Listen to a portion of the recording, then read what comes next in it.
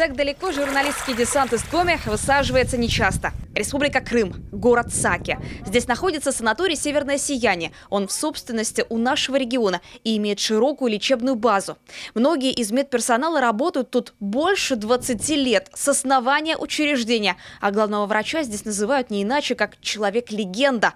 Про этот санаторий точно есть что рассказать. У нас задача пообщаться с руководством санатория для того, чтобы донести до жителей нашего региона очень важную информацию о том, что санаторий работает практически круглый год. Отдохнуть здесь смогут и, самое главное, поправить свое здоровье представители разных категорий, причем еще и разных возрастов, от детей до взрослых, получить все необходимые медицинские процедуры.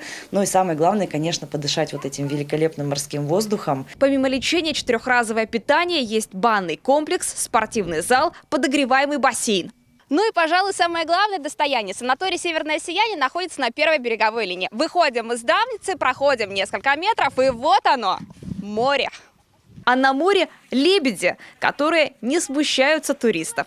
Вот уже 2 года санаторий работает круглый год, чему радуются и отдыхающие, и сам персонал. Много отдыхающих приезжает по путевке «Мать и дитя». Приезжают, и у нас отдыхали и ветераны афганской войны.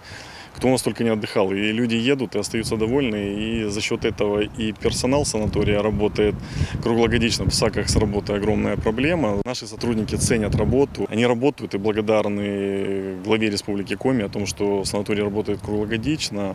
Вот, все счастливы и довольны. До того, как санаторий перешел на круглогодичный режим работы, Здравница принимала в год не больше 1000 человек, желающих подлечиться на Черноморском побережье. Сейчас цифры в 3 раза выше – 90% жителей Коми.